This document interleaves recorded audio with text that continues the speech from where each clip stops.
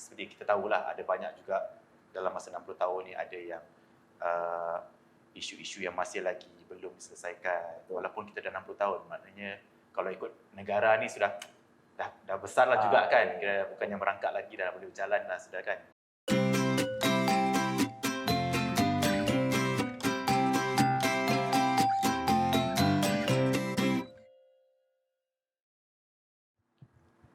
Halo, bersama dengan saya hari ini di dalam rancangan Ice Cream Podcast. Oke, bersama dengan saya juga hari ini ada beberapa tamu yang juga terdiri daripada Sabah, Sarawak dan juga Semenanjung.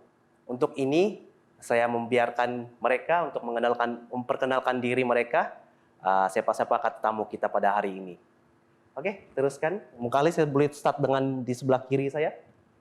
Saya Dayang, saya asal dari Sarawak. Saya Sarina, saya asal dari Sabah. Nama saya Anas, saya berasal dari Kuala Lumpur. Untuk juga untuk makluman para mereka yang menonton rancangan ini, saudara Anas juga merupakan tetamu khas Ice Cream Podcast ya. Tetamu khas Ice Cream Podcast untuk rancangan inilah. Oke, kita mulakan dengan Hari Malaysia ini disambut pada 16 September 1963. Ianya memperingati pembentukan pembentukan Persekutuan Malaysia pada September 63 lah. Pembentukan Malaysia itu terdiri daripada Sabah, Sarawak, Semenanjung dan juga bukan Semenanjung, Melaya pada masa itu. Melaya dan juga Singapura. Tapi Singapura suddenly tarik pada 65 lah. So, apa yang kita mau bincangkan, kita mau cerita topik hari ini adalah berkenaan dengan 16 September 1963.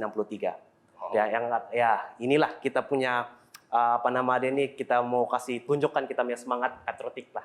Begitulah, lebih kurang begitu.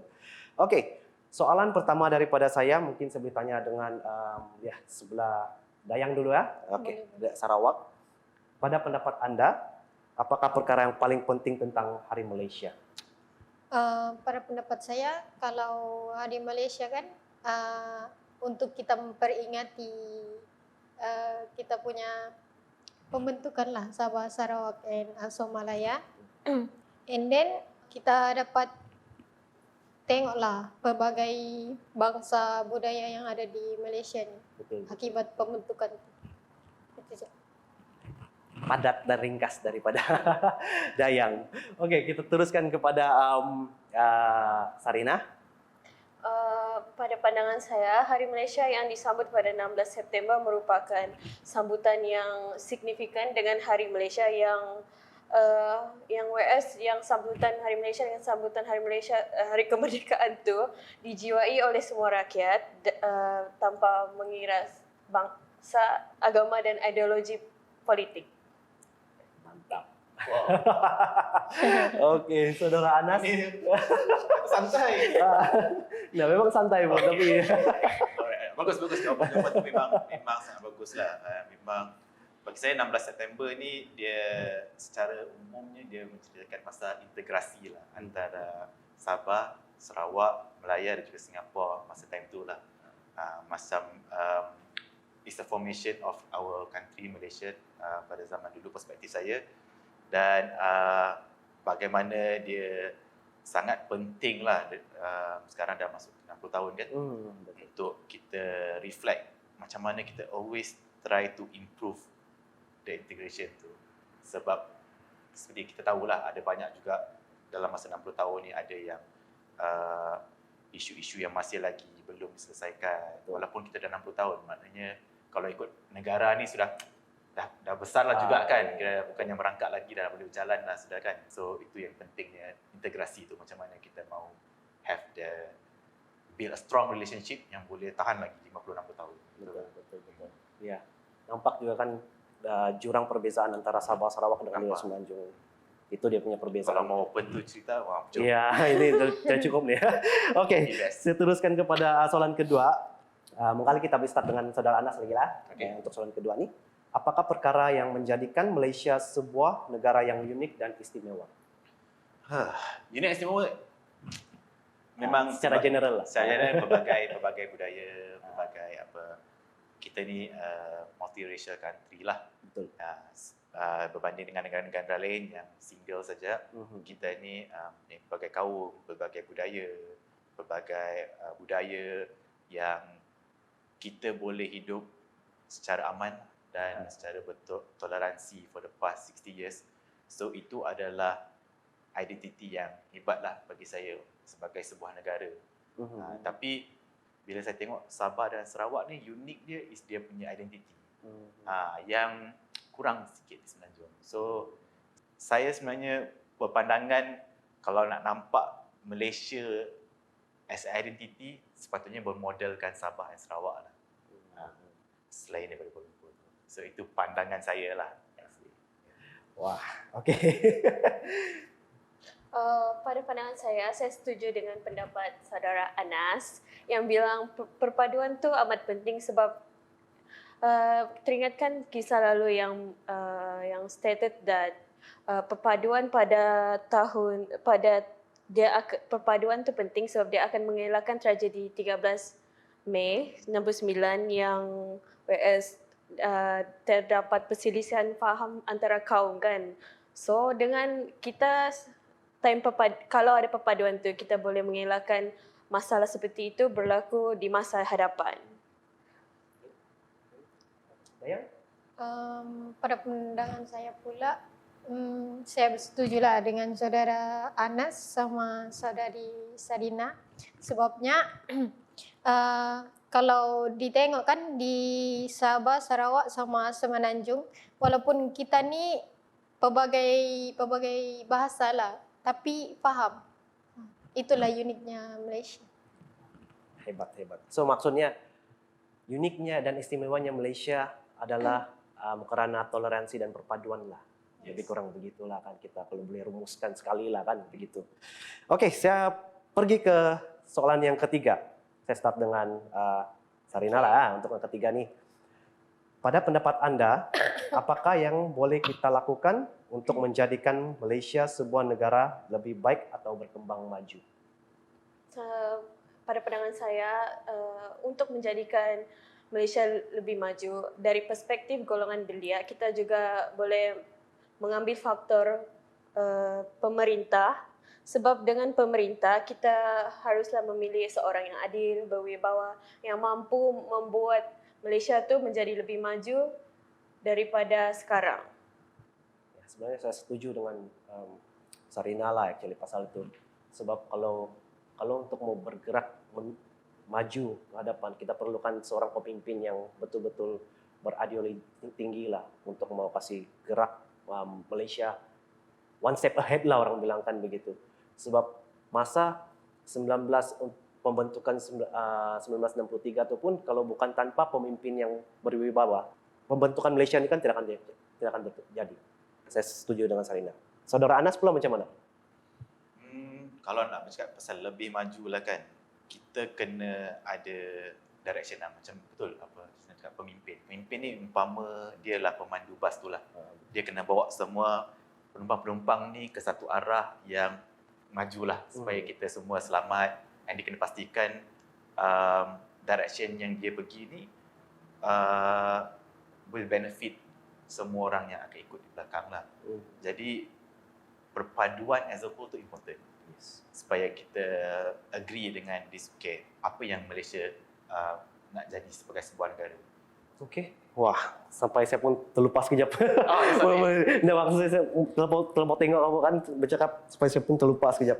Okey, wah, interesting. Okey. Dayang. Kalau saya bersetuju dengan saudara Anas tentang hala tuju tu, mission ambition sesebuah negara kan. Tapi kalau saya pendidikan adalah penting sebab tanpa ilmu pengetahuan kan kita tiada hala tuju. Kita perlukan pendidikan untuk tahu apa kita punya hala tuju. Itu dah. Itulah saya tambah sikit. Memang sepatutnya adalah hak rakyat yang basic lah untuk semua. Bukannya untuk certain tempat je ataupun certain state je yang dapat that benefit. Kita lihat macam banyak problem-problem dekat Borneo ni yang saya dengan NGO saya lah, saya macam tengok sekolah-sekolah daif yang tak dapat pendidikan yang bagus. And ada juga yang parents yang walaupun dekat dengan KK ni pun tidak dapat hantar anak pergi sekolah. Saya rasa pendidikan tu should be automatic right lah untuk semua rakyat Malaysia. Mungkin rasanya pemimpin lebih perlu peka lah antara Sabah dengan Sarawak ni untuk mau bergerak maju, untuk Malaysia bergerak maju ke depan. Saya rasa perlu ada budget yang seimbang antara Semenanjung, Sabah dengan Sarawak dari segi mengkali budget pendidikan lebih kurang begitu. Ya, kena ada polisi yang lebih friendly lah. Macam supaya kau ada anak, kau tahu anak kau ada pendidikan, itu pun bagi kita lah, as parents saya sudah ada 2 anak. Bagi saya itu macam minimum requirement lah kan. At least kita dah comfortable yang anak kita memang ada sekolah, ada pendidikan. Saya fikir pada orang-orang yang tidak mampu lah macam mana kan. Dia cakap, alamak, anak saya nak pergi sekolah rendah sajalah, sekolah menengah kerja dengan saya. So sayang, benda-benda tu sepatutnya kita invest sampai dia habis pendidikan dia lah. At least sampai ke sekolah menengah, and kalau boleh universiti jugalah. Sambung. Ya. Wah, kalau pasal pendidikan ni kita panjang, susah. 1 hari pun sudah habis nih kau. Okey. Ke soalan yang seterusnya. Okey. Dayang, apakah arti menjadi patriot di Malaysia? Kalau ditengok kan sekarang macam golongan kita semua lah peka terhadap ni benda, sebab kalau ditengok time Hari Merdeka kah ataupun Hari Malaysia kan dia orang kibar bendera. And then yang baru-baru ni yang ada YDP datang kan, dia orang kibar juga tu bendera walaupun macam bukan Hari Malaysia ataupun Hari Merdeka. Macam adalah semangat tu. Berdasarkan yang Dayang cakap, yang diorang kibarkan bendera Malaysia even though it's not Hari Merdeka, it shows that rakyat Malaysia ni merupakan seorang yang mencinta, seorang yang patriot, yang mempunyai nilai integriti yang tinggi, dan juga dia menunjukkan dorang tu proud of being Malaysian. Sebab kita tengok dalam negara, dekat negara lain, maybe dekat Indonesia lah, dorang macam like dorang memang proud of being Indonesia, but compared to semangat di Malaysia lagi up lah bagi saya punya pandangan. Mungkin pandangan saya sikit je berbeza. Macam saya baru habis buat satu dokumentari ni pasal veteran askar. So diorang cerita banyak pasal patriotic lah. Betul. And bagi diorang patriotic ni perjuangan lah. Maksudnya perjuangan dia untuk negara kita aman dan damai. So diorang banyak emphasizekan kepentingan kita ni untuk sentiasa jaga keamanan. Sebab betul juga macam kita tengok negara-negara yang tidak aman. Saya pernah pergi ke Syria satu kali tu. Bila saya tengok negara yang dalam peperangan, bila kita punya kunci kedamaian tu diambil, banyaklah dia punya kerosakan atau banyaklah dia punya implikasi negatif. Betul. Bukannya kita saja, tapi for the next generation. So that's why it's important for kita to be patriotic untuk negara kita, daripada expect that make sure yang negara kita ni sentiasa aman, and kita pun sentiasa contribute as best as we can for this nation lah. Bukannya maksud saya jadi askar ke apa, maksud saya macam even dalam bidang masing-masing lah kan. Ya, betul. Bidang masing-masing pun kita try to make sure yang kita mau majukan negara sekali lah. So perjuangan tu dalam bidang masing-masing lah. Itu daripada sudut saya, how to be patriotic. Maybe regarding tu macam yang dia cakap pasal yang askar tu kan. Kan kamu tahu kan di Sabah ni time 2013 ada pencerobohan di Tandoor. So maybe time tu like as time goes by, maybe time tu orang semua macam wow, we have to increase our cintakan negara, integrity, sebab time pencerobohan daripada Filipina tu macam orang macam alah apa je tu being Sabahan, apa je tu masuk Malaysia. Tapi sekarang macam iktibar lah daripada kisah pencerobohan tu kan. Keselamatan negara tu important lah. Betul. Daripada banyak segi aspek, bukan daripada segi apa nama dia, peperangan ke apa. Tapi macam ni lah, kita punya communication, kau tahu lah di social media, kadang-kadang kita main hantam je, kita suka berlaga-lagakan orang. Benda tu sebenarnya tak berapa sihat lah. Sebab kita nanti kita akan berpecah. Lama-lama dia akan itulah, semua orang mau okeylah, saya mau buat sendiri. Itu yang bahaya dia lah. Dan dia merosakkan perpaduan yang ada di Malaysia sekarang. Betul. Perpaduan, toleransi kita, macam mana kita boleh terima masing-masing punya perbezaan. Ya, betul. Itu yang penting lah. Alright, okay, interesting. Okay, saya pergi ke soalan yang kelima. Soalan yang kelima, apakah perasaan Anda tentang Kembara Kenali Borneo yang berlangsung di Sabah dan sekarang pula diteruskan di Sarawak? Okey, kali Saudara Anas, teruskan. Ya, Saudara Anas dulu lah. Sebagai orang Semenanjung. Okay, actually saya ni asal Kuala Lumpur lah. Tapi sebenarnya parents saya both orang Pahang sebenarnya. Sultan ni orang Pahang kan. Ya, betul. So kami ada kenal jugalah Sultan Abdullah and Raja Kemaisuri juga. Pernah jumpa juga, and bila saya tengok dia datang ke Borneo ni memang satu benda yang positif lah. Betul. Sepatutnya dulu lagi sudah buat lah sebenarnya. Tapi saya rasa for the next future Agong dan seterusnya sepatutnya ada pengembaraan like this lah. Betul. Because you have to see. Tengoklah macam saya cakap lah. Banyak betul. Tiba-tiba jalan, kita punya development semua cantik sekarang. Barulah orang nampak. Sebab benda tu betul. Saya pun kan masa saya pindah dari Kuala Lumpur ke Kota Kinabalu, saya cuba sebaik mungkin untuk highlightkan apa yang kekurangan di sini kepada orang-orang di Semenanjung lah. Supaya diorang nampak problem ni sebenarnya serius kan. Macam sekolah, jambatan putus semua tu. Betul. Problem-problem tu bukannya problem. Kalau di KL atau Selangor benda tu jadi, semula bising sudah. Bising sudah. Tapi sini macam bila Agong datang barulah mau buat jalan, barulah mau buat benda-benda lain kan. Betul. So benda tu kita kena make sure benda ni frequently lah. Jadi supaya kita dapat tunjukkan apa yang sebenarnya berlaku on the ground, especially untuk yang tinggal di Sabah, di Sarawak ni semua, supaya semua orang boleh peka lagi untuk help each other lah. Macam saya cakap lah, integrasi yang kita nak buat for the next 50 years ni actually untuk improvekan relationship tu. Sekarang ni saya nampak memang tak fair lah kalau honestly pada saya. Macam Semenanjung dapat semua, ni saya cerita lah kan, kalau korang boleh terima. Kalau mau cut lah kan. Cerita. Macam saya membesar, saya rasa unfair. Saya membesar di KL, nampak kemajuan daripada bas jadi kereta api, daripada jalan satu single jadi jalan raya, daripada highway kan, daripada bangunan rendah-rendah ni daripada bangunan tinggi-tinggi. Jadi bila saya pindah sini, saya realise yang macam pembangunan tu tak sekata lah. Sepatutnya kalau kita pulang balik 50 tahun yang dulu kan, sepatutnya kerajaan ataupun kita punya pemimpin masa tu sepatutnya fokus KL pun maju, Sabah, Kuching pun maju, ataupun Kota Kinabalu. Macam ada 3 KL lah. Maknanya semua orang dapat kepembangunan yang sekata. Bukannya saya cakap minta bangunan tinggi-tinggi ke apa. Tapi contoh kan, kalau sana ada Lebuh Raya Utara Selatan, sini patutnya ada Pen Borneo. Maknanya semua dah ada infrastruktur yang sama. So itu yang sekarang ni dah tak jadilah. So sekarang ni kita di masa yang sekarang ni, how do we solve that problem?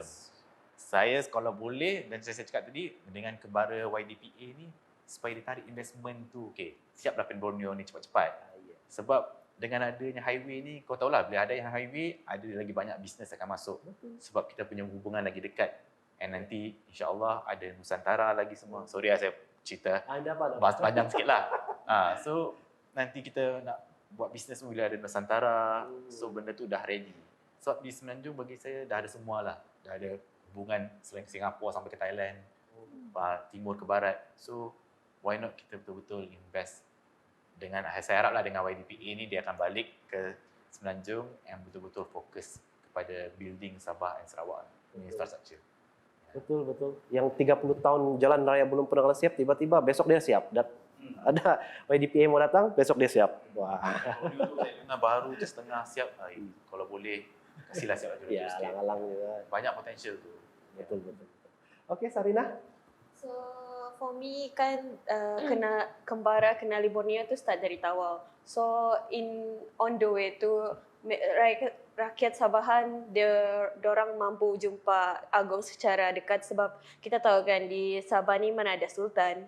Kita just ada TYT je. So dengan cara itu dorang sanggup berbaris tu, so I feel like I'm proud to be Sabahan and to know that Sultan Agong sekarang ni berjiwa kerakyat, sanggup dia travel daripada Tawau melalui menggunakan kereta.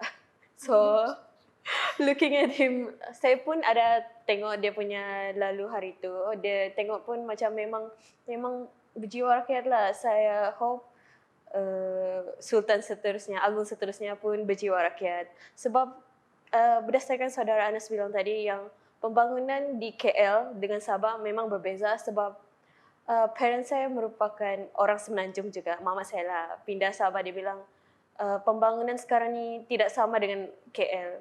Sabah ni 30 tahun lepas macam payah bakau, tidak apa-apa yang sekarang ni. So like maybe perlu mendapatkan investment lah, saya setuju tu. Attention juga, kalau boleh fokus semua here. Yes. Especially kalau yang bagian pedalaman. Actually bagian pedalaman sini kan banyak dia punya potensi untuk membangun. Cuma pasal pelabur kan susah untuk masuk dalam keadaan jalan raya yang begitu teruk. Highway tu bagi saya important. Macam saya dulu, masa sebelum ada highway dulu saya sama juga. Kita travel dulu pun satu jalan pergi kampung semua. Tapi bila highway tu sudah ada daripada selatan ke utara, semua bisnes pergi ke highway. Berdekat dengan highway sebab senang.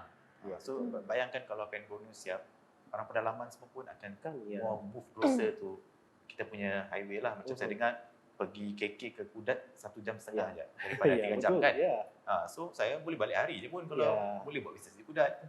So benda-benda begitulah. So bukannya kita minta bangunan KLCC ke apa kan, tapi minta jalan jalan raya. Boleh sudah. Minta sebab anak saya pun hak Sabahan juga. Orang minta air ada, minta electricity pun stable, minta internet yang memang confirm bagus. These 4 basic thing lah saya rasa kena start majukan supaya dia fair. Okay, tak payah jadi macam KL, macam bangunan ini tak payah, tapi at least highway semua ada. Okay. Daya?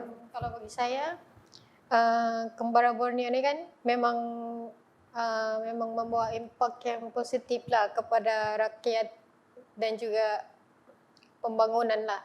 Sebabnya kan YDPA datang kan, dia dapat tengok apa kekurangan yang ada kan di Sabah dan Sarawak. And then macam si Sarina cakap juga, sanggup dia travel dari Tawau ke sini dengan jalan yang berlubang-lubang. Sampai dia tunjuk begini. Berlubang-lubang lagi. Saya pun dah pernah travel lagi. Penat tu kan. Proud to be Sabahan dan juga Sarawakian lah juga. Nasib time dia travel tu kan dia punya tayar tak percaya. Itulah kan. Sebaiklah. Sudah tu lagi jalan dia yang kalau jalan Tawau pergi PKK tu padalang-alang tu. Ya. Jalan dia tu. Bulan. Kalah bulan. Okey, kita take a break. Kita akan teruskan lagi selepas ini. Alright.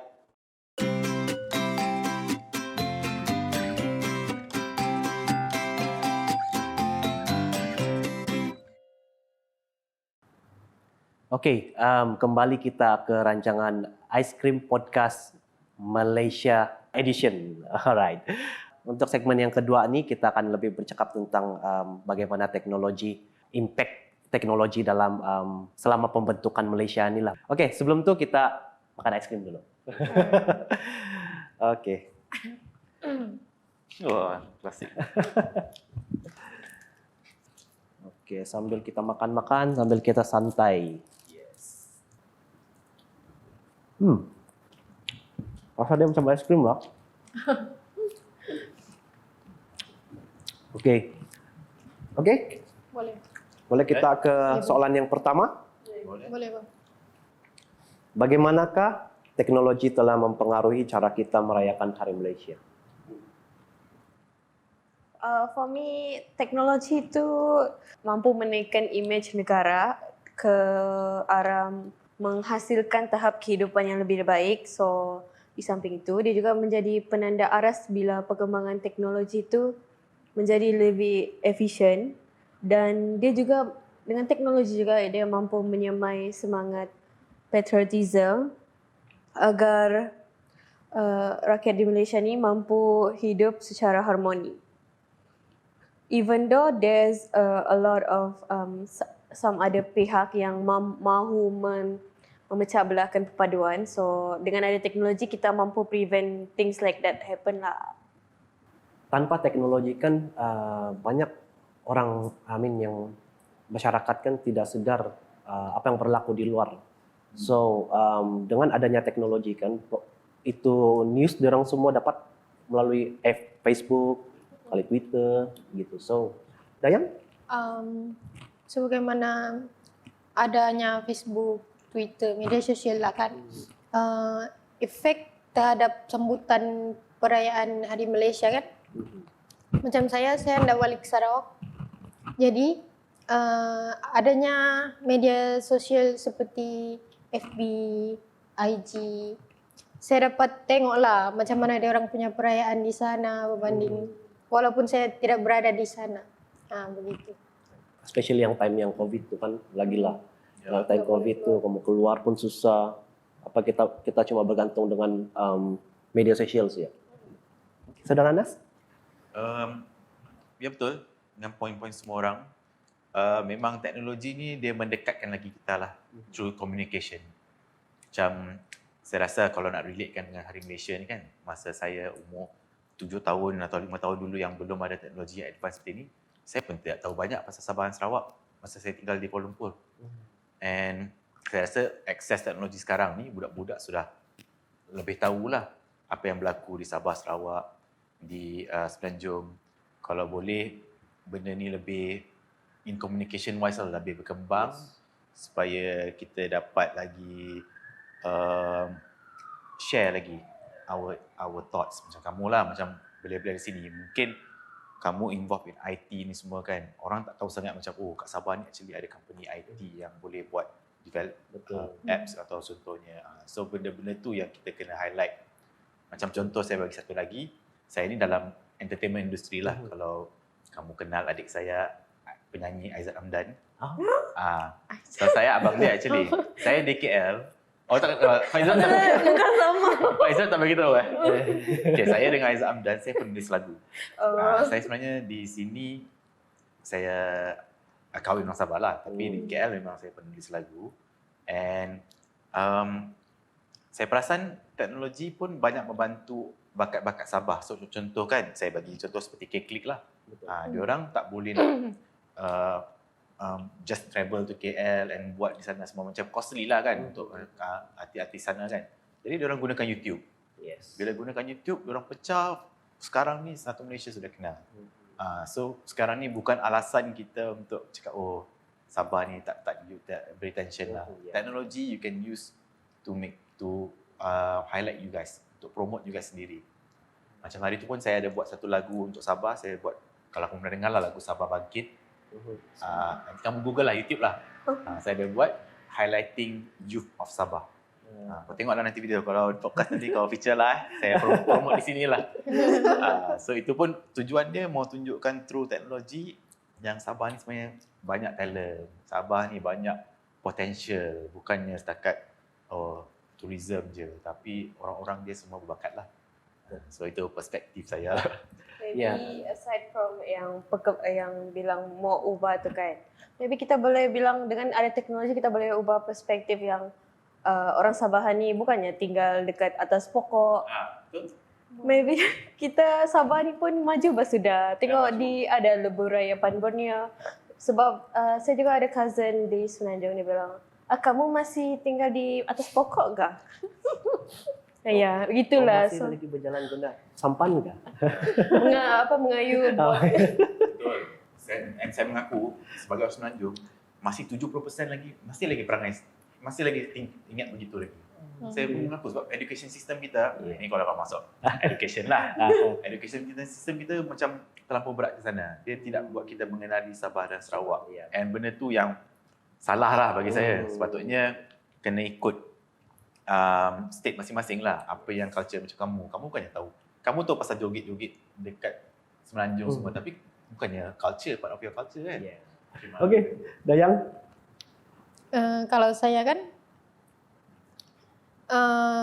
kalau ditengok TV pun sekarang kan better lah berbanding zaman-zaman dulu yang siaran di TV tu mostly di Semenanjung lah. Sekarang macam okey lah sikit kan, ada 1-2 siaran yang memang Sabah and Sarawak punya. Begitulah. Gitu. Even sekarang Awani pun cover both Sabah dan Sarawak sudah. Iya. Kalau dulu saya bukan mau cakap lah, tapi TV3 dulu memang Semenanjung. Saya mengaku memang teruk. sekarang dia ada view sudah banyak sana media news media lah. And untuk belia-belia Sabah Sarawak pun kena aktif juga. Guna aja platform-platform ni Yes, semua. betul. Untuk saya tengok banyak juga konten-konten best. Orang Sabah di Sabah, ada orang Sabah di KL. Saya tengok diorang macam profesional, diorang buat benda-benda macam yang kamu buat lah, macam professional apa nama dia, content, belajar. And saya rasa perlu dibanyakkan. Yes, betul. Supaya orang boleh tahu lah, boleh buat. Alright. Okey. Soalan yang kedua. Terdapat berita yang diterbitkan oleh Harvard bahawa mereka akan mengajar pelajar mereka menggunakan profesor AI. Pada pendapat kamulah kita semua, patutkah Malaysia juga membeli robot AI untuk mengajar kita, pelajar dan menggantikan guru manusia sekarang? Very interesting topic. Siapa dulu? Dayang? Okay. Boleh. Kalau pada pandangan saya, bukan tak bagus sebenarnya AI ni. Dia bagus. Cuma kalau melibatkan perasaan ke apakah kan emosional ke, robot mana tahu kita punya dalaman. Ya. Kalau cikgu-cikgu yang macam kita human lah, manusia lah. Lebih peka lah benda tu. Kalau pasal analisis ke, okey lah robot. Tapi kalau fully guna AI, macam tak bagus lah. Better combine antara AI sama human punya cikgu. Ya, begitu. For me, kalau kita mau guna AI itu, kalau kita mau guna, it's okay. But untuk fully utilize sebagai guru, it's not that preferable sebab kita sebagai manusia ingin human interaction, sebab dengan human interaction kita juga dapat meningkatkan kondusif kita punya pembelajaran. Even dari seawal umur 4 tahun pun kita juga dapat meningkatkan pemahaman kita untuk memahami subjek yang itulah. Saya faham diorang macam mau try to test sejauh mana lah AI ni function dia. Macam contohlah, maybe boleh bawa roket ke pergi angkasa lepas, tak perlukan manusia, ataupun apa-apa jenis yang maybe human capacity tu limited sikit lah. Macam duration kalau macam pergi Mars ke apa kan, 2-3 tahun, maybe bawa manusia sikit, bawa AI mungkin robot ke apa boleh dia orang pergi sana kan. Tapi in terms of education, of course betul, is actually kita ni ada IQ, kita juga ada EQ kan. Ada intelligence and also ada emotional intelligence kan. So benda tu saya tak nampak AI akan membantu lah, sebab whatever it is, kita perlukan that human interaction, human connection tu lah. Kali kalau sekolah rendah tu ada memang penggunaan robot AI, saya rasa memang tidak ngam lah actually. Kalau kali sekolah menengah, depends on what subject lah. Depends on what subject. Cikgu guna robot untuk yang apa? Yang tanda bangka. Makali. Supaya anda bayar cikgu buat silap kan. Cek saja Yang banyak betul. Okay. Alright. Okay. Kita pergi ke soalan yang seterusnya. Penggunaan AI dalam kita punya daily basis. Ya. Okay. Macam apa kamu punya thoughts? Okay. Saya mau try. Okay. Dayang? Boleh, boleh. Penggunaan AI dalam kita punya daily life macam sekarang sangat-sangat penting. Sebab semua kalau macam di office ni kan kita kan guna Basecamp, kami guna Basecamp kan. So penting lah tu AI untuk buat discussion ke semua dalam Basecamp punya anu. Jadi kalau tiada AI macam susah lah, memang susah. So for me maybe kalau AI saya selalu guna tu contohlah ChatGPT. So even though ChatGPT tu menjadi common lah sekarang, but makin lama orang punya vocabulary tu makin lama makin down. So maybe the way dorang akan bercakap dengan orang lain maybe kena depend sama AI lah. Rasa saya. Bukan kau je, saya pun.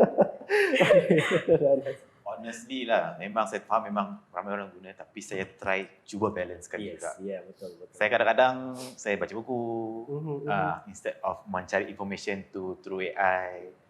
Saya kalau boleh tak encouragekan depend 100% kepada kita punya daily activity. Janganlah sampai kau mau balas message mak kau pun kau chat GPT kan. Macam mana mau balas message mak kau. Begitulah. So kita kena fikir AI tu setakat tool je sebenarnya kan. Betul. Tapi kita kena fikir kita sendiri, pemikiran kita macam mana kita nak kembangkan pemikiran kita. Sebab chat pasal daily life kan. So kau mau fikir apa yang kau mau put in your mind.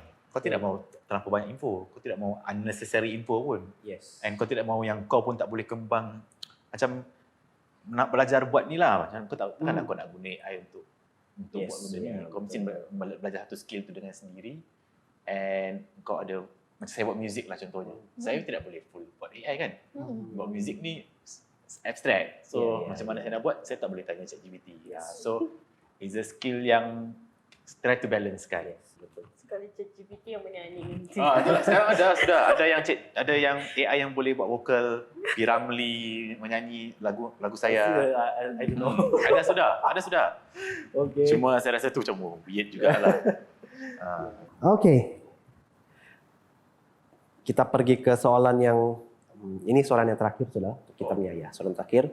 Berdasarkan kenyataan yang diterbitkan oleh berita harian di mana AI boleh menyumbang sehingga 15.7 juta US dollar lah. 15.7 triliun US dollar. Kepada ekonomi global semasa menghampiri 2030. Adakah Anda fikir Malaysia mempunyai keupayaan untuk mencipta robot AI sendiri? So, apa pandangan? Adakah Malaysia dalam few years later lah, dalam contoh lah 10 tahun dari sekarang? For me lah kan, kalau buat AI ni kan perlu cost yang tinggi kan. Kalau R&D dia tinggi. Iya. Kalau cost tu macam Malaysia macam agak kekurangan cost jugalah kalau buat AI sendiri. Jadi kalau Malaysia ni collab dengan negara-negara lain, mungkin boleh. Depends, berbalik kepada vision kita lah. Apa kita punya hala tuju. Kalau contoh lah mau guna AI ni untuk Malaysia sekarang tengah banyak cakap pasal green technology ni kan. So kalau kita fokus betul-betul kat situ untuk kita develop robot, untuk help develop green technology, saya rasa sebenarnya kita patut buat, kita boleh buat lah. And kita kena championkan, tapi kena championkan apa fokus matlamat kita as a whole lah. Supaya kita boleh cakap, okay, this one we can put robot here for the use of green technology, tolong tanam pokok ke mana-mana ke, so kita guna AI, macam lebih kurang lah. Ini saya bagi contoh saja kan. So the R&D tu will be more fokus kepada matlamat Malaysia as a whole. Bercakap dengan fokus ni kan, saya ingat lagi masa saya sekolah menengah dulu kan, ada satu lagu pasal itu wawasan 2020. Masa dia ada kereta terbang lah, tapi sekarang 2023 masih belum ada kereta terbang. Belum nampak lagi kereta terbang di sini. Malaysia belum lah, tapi di Dubai ada sudah kan kereta terbang. Malaysia. Okay. So Sarina? for me, when nanti tahun yang akan datang, Malaysia akan mempunyai keupayaan untuk mencipta robot AI sebab bila AI dengan manusia, AI dengan robotik telah meresap dekat kehidupan manusia, maybe permintaan untuk tenaga buruh tu meningkat. So kerajaan pun akan membina institut yang specialize in pembuatan robotik dan AI lah. So dengan cara itu, dorang juga akan meningkatkan, memfokuskan dengan penemuan teknologi terkini di samping pendidikan tu dari segi AI pun akan bertambah. Bukan sebab kalau student dari kewangan pun dorang akan boleh di-replace dengan AI. So dengan kursus AI tu boleh jugalah tambah subjek baru dalam universiti. Alright. Okay. Interesting topik juga kita bercakap hari ini. Sebelum kita akhiri kita punya segmen di sini, saya mau memaklumkan kepada semua, nantikan Ice Cream Podcast kami season 3 di minggu-minggu hadapan. Alright. Okay. Saya akhiri dengan saya Benny. Saya Daya. Saya Sarina. Saya Anas. Alright. Bye-bye. Wow. Bye-bye.